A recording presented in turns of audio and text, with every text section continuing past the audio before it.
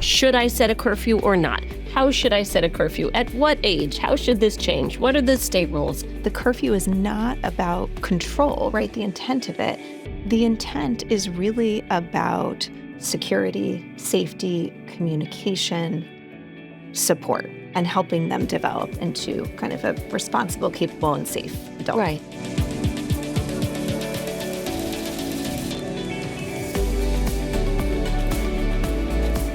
Welcome back to the Parenting Pair podcast. I'm Dr. Suzanne Allen. And I'm Dr. Annalise Karen. And today we're going to talk about curfews. We're going to talk about curfews, largely because we were sitting in our offices the other day, and we realized that Suzanne didn't know the law and might possibly be breaking the law. Is that right? Cheers. Cheers. Yeah. Mm-hmm. Yeah. Here's to that. And that's the thing. We were just chatting about the laws in our states around curfews for teenagers, and we both have almost 18-year-old boys in our homes. Yikes. Oh boy. And we realized there are so many different rules about driving restrictions, when you can drive, who you can drive, and then driving curfews. And we came to realize that I was aware of about 80% of those rules. And she was following them. She was following that 80%. Almost. And I am not or have not been following one because I was completely unaware. And so it made us laugh, but I think it made me realize, like, there's so much stuff to know. And sometimes as parents, we just don't know certain things, right? So until we're in them. Yeah. Right. So we don't know them. The other thing about parenting, and I think in particular curfew is a big one for me on this, is that I just don't find that anything in parenting moves seamlessly in terms of development and my ability to parent it. So, I always think like, oh, yes, and before they enter puberty, at this point, I'll sit down and have this discussion with them. Or before they're, wanting to date someone, we're going to talk about relationships and sex. And, and I think all of these things. And then. But then they're secretly already dating someone. Or then the puberty thing happened at school at recess and you didn't know about it, but you heard about it from another parent. And then you have to backtrack. Because this is just how life happens. All good intentions. Yes. Right? Yes. And then we've got to react. Yep. So I'm often 6 months after the fact backtracking to have that discussion. And I think we've heard from a lot of parents that curfew is one of them because you're driving them to events and picking them up at certain times before they can drive or, however social life goes. And then all of a sudden they're out and they're texting you or calling you and renegotiating what time they want to come home. And you realize maybe you have never really had that discussion or set a strict curfew or whatever it might be. So let's talk about this today. So let's jump into this. And I think like anything, the answer to this question really varies by family. Should I set a curfew or not? How should I set a curfew? At what age? How should this change? What are the state rules? And it's really helpful to look at this, like many decisions and many guidelines and limits that we might set in our homes in the context of our relationship with our teen, right? Mm-hmm. Yep. And I a lot of times kind of picture this, and I like to give parents a picture of building a house, right? Kind of building our home, building our family. And so we have kind of this foundation, and the foundation we want to lay in our homes tends to be love and warmth. And then we put up those walls, right, of support and respect and some boundaries because we all need some limits. Yeah. Right. But with teens and growing people and ourselves, we want to leave the roof off so that their feet are planted in the ground within our loving support, but that there's room to grow out of our home. And that, really that links back to our second podcast that we did on the importance of the development of autonomy during adolescence. And with Suzanne's image of the house with the roof off, really their room to gain further independence, emotional independence, cognitive independence, making decisions for themselves, and also being able to just do more on their own, right? But we just don't go from, quote unquote, you can't do anything to nothing, you have all access in the world to go wherever you want, whenever you want, thinking through how to guide that in your family. Right. And so when we use that house and we think about curfews, the curfew is not about control, right? The intent of it. The intent is really about security, safety, communication, support. 100%. And helping them develop into kind of a responsible, capable, and safe adult. Right. And I think the answer to this question is really going to depend on your family, your relationships, the neighborhood you live in, the demands on your teen, or your family early in the morning, access to transportation home. There's so many variables that make this not a certain stage of development. Age 16 means this and age 18 means that. It's just not like that. You have to think through what is workable for your family. And so we wanted to help you do that today, right? So there are some strengths to having a curfew. And so let's talk a little bit about the why. Really strong pros and why, we would suggest really considering this. I think one is sleep and routines. That almost to me seems like one of the most important things. Yeah. This is not about control. This is not about exerting your influence as a parent. This is about helping your teen, maintain their health and their safety. And part of that and doing well in life and feeling good for their responsibilities is getting good sleep. Yeah. And if you're out, until very in the mid to 2:30, 3 o'clock in the morning, you're not going to get as good sleep, right? Which affects how you think and how you feel. Yep. Right? All right. So helping them establish good sleep and good routines. Also, some accountability and responsibility. We talk a lot in my household that we are accountable and responsible to each other. And so even when I'm out and about, if I'm at work, if I'm going to run errands or doing things, I will let everyone in my house know I should be home in an hour. I'll see you guys. I'm at work late tonight, so you're not going to see me till later tonight, because there's a sense of kind of accountability to each other and responsibility for who's going to be around. What time will you be home? When should I expect you? That's kind of a really loving thing within a relationship when it's not controlling, right? Because that can get to a level of control, but it's more about that accountability and responsibility to the relationship and to each other. And I think that builds trust and communication, right, between people. And so you modeling that, Suzanne, and then, maybe having, I presume you're going to land there, having some sort of curfew or an idea of a curfew in your home helps your child, just sort of scaffolds them into learning to do that in relationships, which is important, right? But when you have shown your teen, your sons that respect, I think if for some reason they weren't able to make their curfew, they would know and have a guideline to contact you, let you know, et cetera, what's going on, as opposed to it being, I'm just trying to control you and I'm the parent and you have to do this. Yeah. And you're using the word guideline, and that brings me kind of to another benefit of this. If anyone has ever been to a concert or, the pumpkin patch or wherever where you park in a field, right? Oh, yes. Oh, yeah.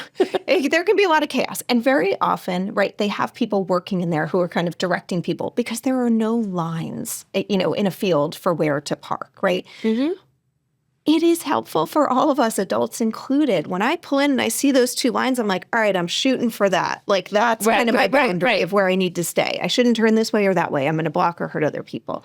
We all need those guidelines, and our teens are growing and experiencing a lot of new things. It helps to kind of, in bowling, right, put the bumpers up or the guardrails. Like, we need to help them and put some, boundaries kind of in place, and those can be flexible. Those can be discussed, right? Like I'm not saying that these are rigid and hard, but we gotta kind of point them in a direction and be like, head there, park over there. Come home at this time. Like, this is kind of what we're doing. And to be clear, the teenager, those are the why, the pros, like how that would benefit them, for them to have those guidelines. Yes. Our teenagers may not be thrilled about those guidelines.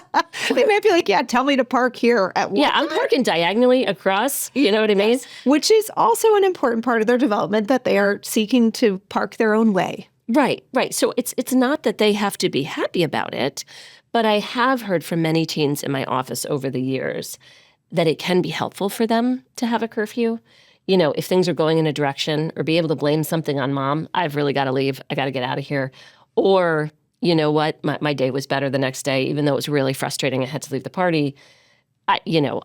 They tend to admit that to us. They're not going to tell you. Yeah. So we'll let you in on that secret. We're not breaking confidentiality. Right. Because we're in general. Right. It is unfortunate that, anyway.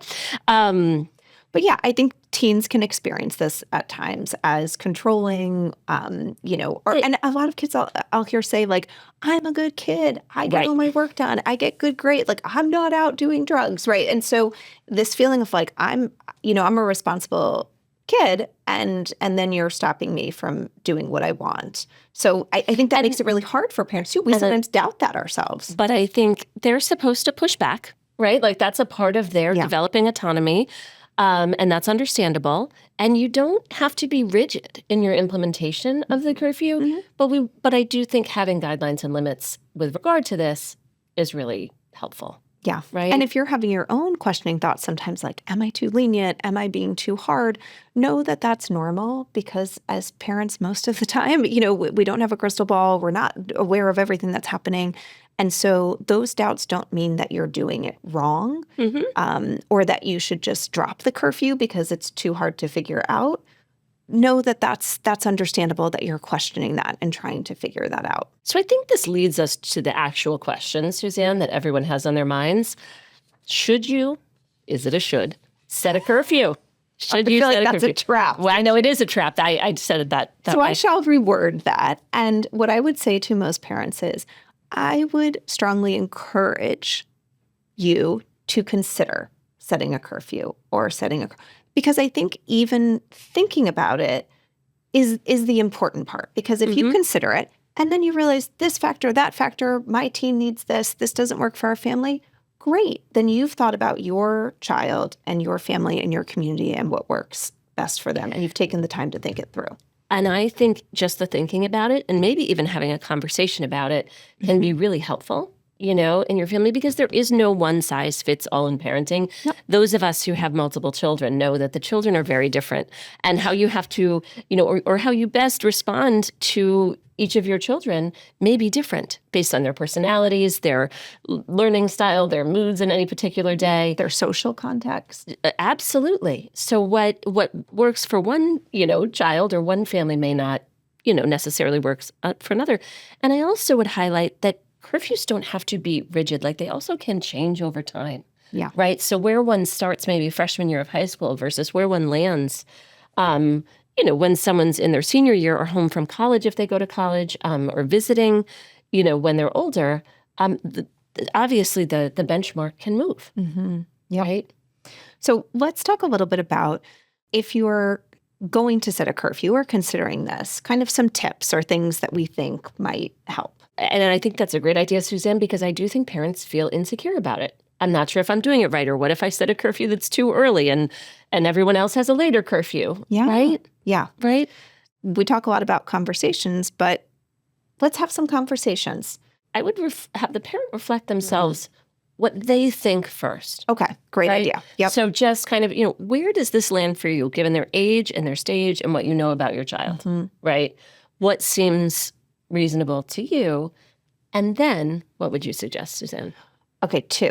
Yep. 1, if you know some other people in the community, if you have some friends or some neighbors that have similar age kids, have a conversation with them. I just had this the other day with a group of moms who one of them just said, what is everyone doing about curfews here? And it was so helpful and so validating to hear different perspectives, different ideas. And like we said, kind of the gold of parenting, parents who already have been through this and had older kids already. So I would say, perfect, ground in yourself, think about what are my values, what makes the most sense, talk to some other parents if you can, and then include your teenager.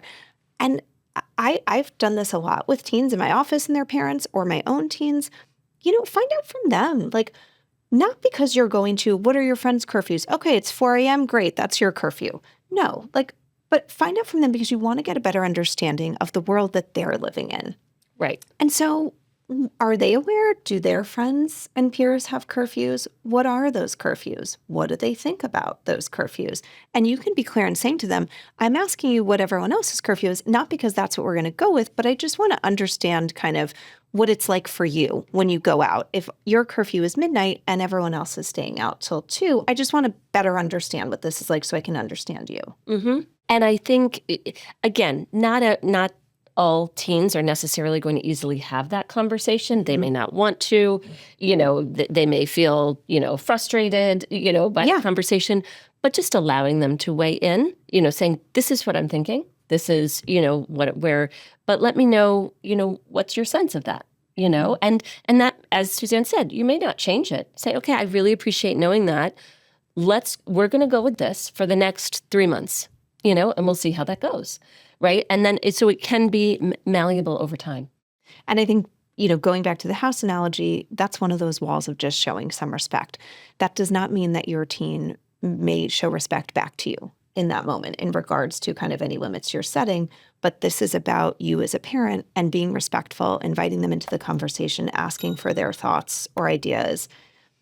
And that's worth something too, even if you're in disagreement over what that curfew looks like. And I think you also need to set clear expectations, right? This is what the curfew means in our family, right? And that can be any number of different things. But certainly, what happens if plans change? What happens if someone's delayed, right? Or do you expect a text or a phone call? Do you, are you considering the laws in your state about whatever, children under 18, what time they might have to be home? What are the variables that you're considering? And, people are human. They may not be perfect with this, like none of us are perfect, but certainly highlighting that you expect communication and you expect the curfew to be followed. But if something comes up, to let you know. Mm-hmm. Yep, how you're going to communicate that. You already touched on this, but, be consistent and clear. And, at times you can be flexible too. That doesn't mean that you have to be rigid just because you've been clear and you're trying to be consistent. So, maybe it's the school dance and your teen is asking, can I stay out later? Can I have an extended curfew on this evening because of that, right? That might be a great opportunity. And you weigh the pros and cons, right? And it's interesting, the school dance might be the absolute perfect time. Everyone's going to be out. You really see the validity of that. Maybe you have a teenager where actually that's more dangerous, right? With school dance, maybe there's going to be more drinking or drugs done or whatever. And you think, you know what, I really need to stick to the curfew tonight. And in fact, I'm going to change it a little bit. I'm going to pick you up. Or however, just knowing your child in making that decision. I love that you highlight that because I think it's one of those things where sometimes people judge flexibility like you're going too loose. But I actually love that flexibility can be getting more loose or getting tighter, right? That we can rein these things back. Both directions. Mm-hmm. Yeah. Okay. Yeah. And we already said start earlier, and extend privileges over time, but sometimes that's a great way to help kids kind of grow into something. So let's talk about, Suzanne, what if the curfew gets broken not once, but keeps getting broken? What do we do? This has been a great conversation, but parents might be listening. Yeah. Thinking, but this doesn't work. Yeah. So I think there's kind of in the moment strategies and what you do in the moment when your teen comes home, 30 minutes or even several hours or the next day late. And then kind of long term, what to do in those days and weeks following. So I would say in the moment, if your teen breaks curfew and is coming home late, we always prioritize safety first. And so, 100%. I love you. I'm so glad that you're home, but also checking in with them to kind of do a quick assessment. Have they been drinking? Are they under the influence of any substances? Are they safe to be able to go upstairs and go to sleep? Has anything happened or taken place that might have led to them being late that we need more information on? This is not an interrogation. Don't set up the lights and when your teen walks in, you plop them on the couch. This is a very gentle assessment with just prioritizing safety. And I love that because probably what's best for everyone at that point is just to go to bed and get a good night's sleep. Yes. Because you'll be more effective in thinking this through the next day, right? So make sure your child's safe, get that sleep, but then do circle back and have that conversation the next day. What happened there? How are we going to make sure, that doesn't happen again? Mm-hmm. And often, we've stayed up waiting for them, afraid. Then we may not go to sleep in the way that we've directed them to go to sleep, right? And kind of ruminating and thinking about this. So sometimes when we get to the conversation the next day, we can run the risk of jumping right in and lecturing, interrogating, telling them what's going to happen next time. Really, listen first. Sometimes just asking some questions of, can you tell me what happened last night? What led to you being late? Let's talk a little bit about this. And giving them the opportunity to share information is another way to show some respect here in a very difficult moment. But also, you may be much more likely to get more information when you don't jump in by lecturing first, which tends to shut them down. And it also shows them on some level that you respect their real need to socialize and have time with their friends. You respect that maybe it's difficult if their curfew is different than their friends, or if their friends don't honor their curfews if they have them. And being able to hear that and validate that for your teen actually goes a long way for them possibly following the curfew that your family has decided upon, right? And being able to have more open communication around the issue. Yeah. And I think that winds up being a real protective factor for kids when, they see that their parents, kind of respect that it might be a little bit of a struggle, or that they value things that they value, right? All of us like when something's important to us and someone else says like, oh my gosh, yeah, that's awesome, or I get why you like that, right? Socializing, spending time with friends is a vital part of adolescent development. It's a really important, part for them, and respecting that and honoring it and talking about that with them is great for your relationship. And it also sometimes, not always, sometimes it can increase anxiety for parents, but sometimes it's helpful. Like, oh, that's what's going on, right? So that we understand it better, and maybe then we can adjust if that's appropriate, right? I've also had teenagers, explain that they wanted to come home, but they had a hard time getting home. And then maybe sometimes you can problem solve with your teenager around these issues, as long as you haven't come in too much like the heavy, too angry and upset, which is really the reason we say don't talk the night that they come in at 3 a.m. It's probably not the best time. Yeah. Because that just leads to kind of anxiety and exerting control and your frustration, which is understandable, but probably not that effective to connect with your teen and move forward well. So those are the things that we'd recommend kind of in the moment when this happens. I think if this is one of those situations where it's happening repeatedly and parents feel really understandably scared and overwhelmed of what to do, I think one thing to start with is sitting and contemplating, is there more happening here? Is my teen or tween possibly struggling with some sort of a substance issue, an addiction issue? Is there something happening in a relationship of theirs that might be problematic or abusive? Like, are there other concerns here that this is more than just an issue of like, I need a tighter curfew and then some bigger consequences? Right. Do we need more help to kind of, is there an underlying concern? So I would say start with trying to assess for that and figure that out and get help assessing that, because that's not always an easy thing to do. So talking with a pediatrician, seeking out a mental health provider, speaking with a school counselor or someone that may have, some good ways to help you assess that would be something we would recommend for kind of repeated violations. Right. If you, have a sense that there's a concern, or if you aren't sure. Yeah. Parents feel so much pressure to just be able to figure it out and control the situation. And let's be clear, none of us can do this alone. Which is why I liked, Suzanne, your suggestion of, if you're unsure of, your curfew or want a sense of kind of the spirit of what's going on around your teens, asking other parents what they do. We need to support each other. And if we have a concern about, maybe some significant decisions our teens are making, just ask for help. Yeah. So let's say, with the information we have, we're not quite there, Suzanne. What if our teen just isn't following the curfew? Right? Yeah. Then I would say, usually first time I try to give everyone, a pass or kind of a warning and a calm conversation that, and that can feel like a consequence to a teen, right? Like having to sit down and talk through and problem solve it, right? So that may be step one. Then we have the option of, a loss of privileges for a specified period of time. And so whether that be, an earlier curfew until they've kind of shown that they can meet that curfew, and then they can bump up to the other one, or less access to the car, right?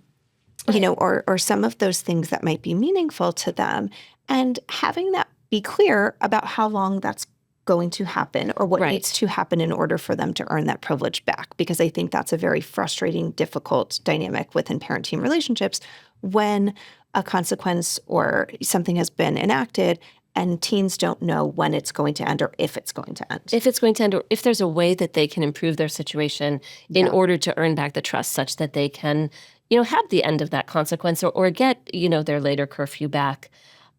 Really, the idea here is never about control, and our hope is that you don't have to go to loss of privileges. You can't use the car, or you have to be home even earlier. But to some degree, having these, possibilities in place, it's like how the world works, right? Yeah. So when they leave and go to college and you're not there and they don't hand in the paper or show up to the thing that they're obligated to do, there will be consequences for them. And so we're just helping, shape that while also with the primary goal of keeping them safe. Yeah. Right?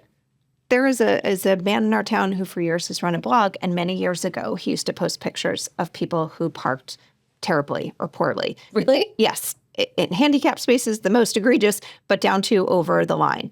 He has since stopped doing it. It's been years. But I'm telling you, to this day, I check my parking everywhere in town, and I know many other people who do, because the threat of that consequence of being publicly shamed has made me a better parker over time. And so I think we are giving a gift to our kids when we help them learn that Yes. your behavior has consequences to it.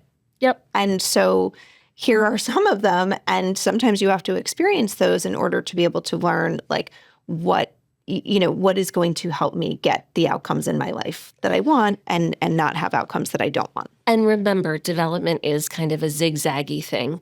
This can be a real struggle for a period of time, and then some growth and maturity can hit, and this struggle can go away. So really in your own mind trying, because it can be really stressful to be kind of the enactor of either the curfew or the loss of privileges or the, many conversations about it. It can be really exhausting for parents sometimes. Oh, yes, because a lot of teens don't go down without Without a fight. Yes. Yeah. And so there, that's another recommendation, your own distress tolerance skills of how do you get through a night or a weekend or a week or whatever it may be when maybe your teen has lost some of those privileges and is quite angry and upset about it, because that's very possible. So this brings us, I think, to our what now? And I would like to suggest I feel like I'm reading your mind. I think maybe one what now, because sometimes when it's hard with curfews and you're not sure how to enact them, maybe you should check the curfew laws in your state. Which happened yesterday. Yeah, I bet it did, Suzanne. It's quite alarming to find out you're actively breaking the law quite frequently without knowing it. She's nailing this whole parenting thing. Yeah. Yeah. So yes. So start there. Have a quick Google. Be aware of the driving curfews in your state, because that can actually help back you up of like, this ain't my rule, buddy. Like, this is the driving curfew or the curfew of our state for you to be out. Right. Yeah. Right. That's a very nice what now. Shall we leave it there? Let's just leave it there. All right. Yeah, that's an easy. That'll take you 2 seconds. So while you're on the computer Googling those youth, curfew laws in your state, how about you also rate and review our podcast, which would help us be more searchable and findable for other parents. And if you felt like this was a helpful conversation, which we genuinely hope you did, can you please share this with someone that you know right now that might appreciate thinking this through? We would really love that. And it would help us move our podcast along. Additionally, if you have any feedback for us, questions for us, or ideas for future podcasts, shoot us an email, hello@theparentingpair.com, or DM us on Instagram @theparentingpair. Next week, what are we jumping into next week? You do this to me all the time. I do. I remembered. Oh, I do too. Okay. You go. No, you go. I think we're going to be talking about reassurance seeking with anxiety. That's something that a lot of tweens and teens, when they're feeling anxious, can seek a lot of reassurance. And we're really going to jump into how parents can best manage that to support their kids while not inadvertently maintaining their anxiety. So tune in for that. All right. See you next week. Take care.